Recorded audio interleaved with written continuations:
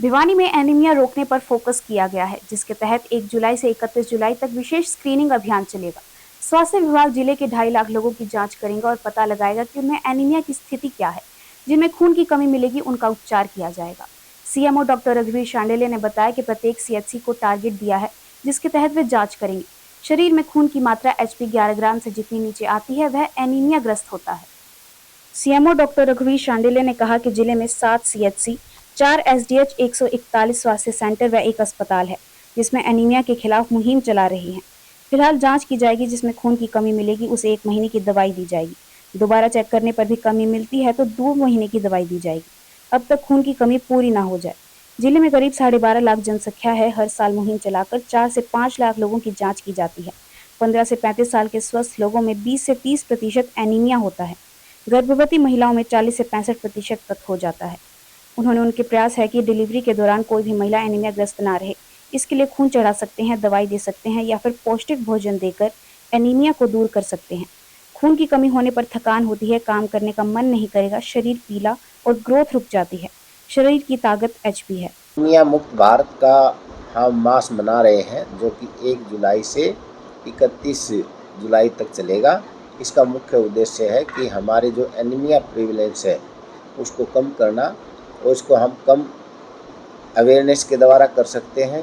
तो हमने सभी CHC, SDH, GH सभी को टारगेट दे रखा है कि हम 1 महीने में लगभग 2.5 लाख के आसपास लोगों का एनीमिया जांच करेंगे, और जिनके इसमें जांच में HB कम मिलता है उनको हर महीने दवाई दे करके उसको ठीक भी करेंगे। तो ये हर CHC को टारगेट देते हुए हम उनको सभी को लोगों को बता रहे हैं कि अपना स्टेटस जान करें कि आप में कितना HB है। HB 11 ग्राम से जितना नीचे आता है वो एनीमिक कहलाता है, और ख़ास करके महिलाएं हैं उनमें इसकी प्रेवलेंस ज़्यादा होती है, क्योंकि मेंस्ट्रुअल के कारण उनका ब्लड लॉस हो जाता है, खान पान हमारा ठीक नहीं रहता। तो उसको सभी को देखते हुए जो ओवरऑल हमारा एनीमिया की जो प्रेवलेंस है वो 40 to 60% है अलग अलग एज में। तो उसको हम तभी सुधार कर सकते हैं कि वो अपना जांच करवाएं, और जांच करवाने के बाद हम ज़्यादा प्रोटीन डाइट खाएं, आयरन कंटेनिंग हम फूड लें। आयरन कंटेनिंग जो फूड होता है, हम गुड़ होता है, चने होते हैं, हरी सब्जी होती है। प्रोटीन में हम दाल होती है, चने की दाल हो सकती है, सोयाबीन होता है, पनीर होता है, दही है, लस्सी, इनका ज़्यादा प्रयोग करें तो प्रोटीन डाइट भी पूरी हो जाती है। तो हम ज़्यादा से ज़्यादा हेल्दी खाना खाएं, और फिर भी खाने से ठीक नहीं होता उसमें आयरन की टेबलेट ज़रूर लें। आयरन की टेबलेट 5 या 7 दिन खाने से पूरा HB पूरा नहीं होता। कम से कम 1 महीने दवाई सुबह शाम खाने से 1 ग्राम खून बढ़ता है। तो अगर किसी का HB 7 ग्राम है तो हमने 11 से ऊपर ले जाने के लिए कम से कम 4-5 महीने दवाई खानी पड़ती है।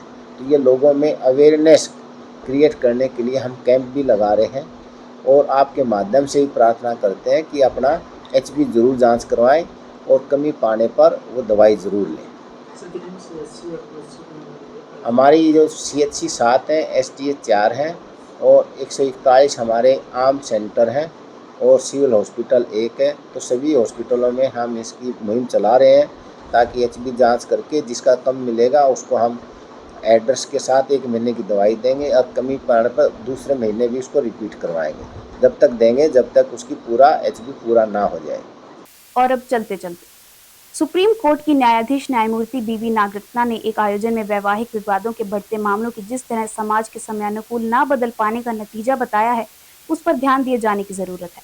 न्यायमूर्ति नागरत्ना बेंगलोर में सुप्रीम कोर्ट की फैमिली कोर्ट्स कमेटी द्वारा आयोजित साउदर्न जोन रीजनल कॉन्फ्रेंस को संबोधित कर रही थी, जिसका विषय था family the basis of Indian society. उनका कहना था कि देश भर में वैवाहिक विवादों के बढ़ते मामले न्यायालयों पर अत्यधिक बोझ डाल रही हैं। वैवाहिक विवाद इस स्तर पर पहुंच जा रहे हैं कि पति पत्नी के बीच समझौते की झीनी सी संभावना भी खत्म हो जाती है।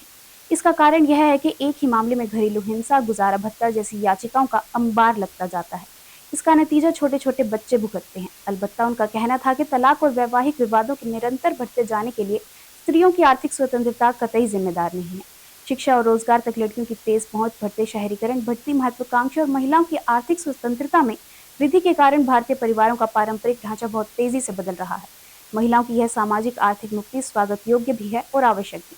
महिलाओं के इस रूपांतरण को समाज द्वारा प्रोत्साहित किया जाना चाहिए, क्योंकि ये महिलाएं सिर्फ अपने परिवारों के लिए नहीं कमा रही, बल्कि राष्ट्र के लिए भी योगदान दे रही हैं। लेकिन हमारा समाज इस बदलाव को स्वीकारने के लिए तैयार नहीं है। हमारे दृष्टिकोण और व्यवहार समय के अनुरूप अद्यतन नहीं हो रहे। ऐसे में पारिवारिक विवाद बढ़ रहे हैं। इस संबंध में आंकड़े पेश करते हुए उन्होंने कहा कि बीते दशक में लगभग 40% शादियां तलाक के कारण प्रभावित हुई हैं। जाहिर है, परिवार और परंपरा को प्रमुखता देने वाले भारत जैसे देश में यह आंकड़ा बहुत बड़ा है। उनके मुताबिक भारतीय परिवारों तथा समाजों को अपना रवैया और व्यवहार बदलने की आवश्यकता है। और अब जाने से पहले एक नजर आज की हेडलाइंस पर। एनसीटी देखभाल को मजबूती देने के लिए सीसीपी कार्यक्रम शुरू। 35 लाख रुपए की लागत से सुधरेगी 5 गलियों की हालत। समर कैंप में 300 बच्चों ने दिखाई अपनी प्रतिभा। 30 जून को होंगे सम्मानित। 1 महीने में 2.5 लाख लोगों की एनीमिया की जांच कर करेंगे उपचार, कहा सीएमओ डॉक्टर रघुवीर शांडिल्य ने। अब मुझे दीजिए इजाजत और देखते रहिए आपका अपना चैनल भिवानी हलचल।